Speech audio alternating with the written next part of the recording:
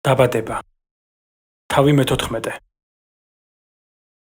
შინყარის მეფის, ამრაფელის მეფობის დროს არიოქმა, ელასარის მეფემ, ქედორლაღომერმა, ყელამის მეფემ და თიტყალმა, გოიმის მეფემ.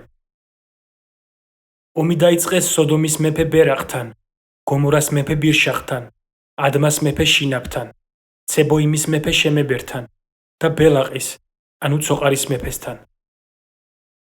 ყველანი სიდიმის ველზე შეიკრიბნენ, სადაც ახლა მლა შეზღვაა. 12 წელს ემორჩილებოდნენ ქედორლაღომერს, ხოლო მე-13 წელს აუჯანყდნენ. მე-14 წელს მოვიდა ქედორლაღომერი, მასთან მყოფ მეფეებთან ერთად და დაამარცხა რეფაიმელნი, ყაშთორეთ-კარნაიმში, ზუზიელნი, ჰამში, ემიელნი, შავე კირიათაიმში. ხორიელები კი სეყირის მთებში, ელ-ფარანამდე, უდაბნოსთან. უკან მობრუნებისას მივიდნენ ყენ-მიშფატთან, რომელიც კადეშშია და გაანადგურეს ყამალეკის მთელი ქვეყანა, ასევე ამორელნიც, ხაცეცონ თამარის მკვიდრნი. და გამოვიდნენ სოდომის, გომორას, ადმას, ცებოიმის, ბელაყის, ანუ ცოყარის მეფეები და სიდიმის ველზე გაუმართეს ბრძოლა.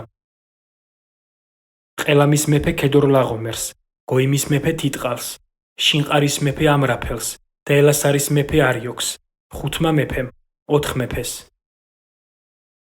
და იყო სიდიმის ველზე უამრავი ფისოვანი ორმო და შიგ ჩაცვიდნენ უკუქცეული სოდომისა და გომორას მეფენი, დანარჩენები კი მთებში გაიქცნენ.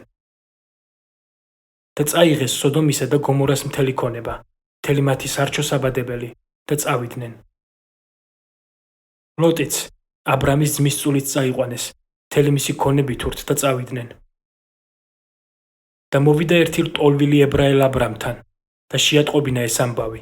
მაშინ იგი ამორელი მამრეს, ეშქოლისა და ყანერის ძმის მუხნარში ბინადრობდა. აბრამის მოკავშირენი იყვნენ ისინი.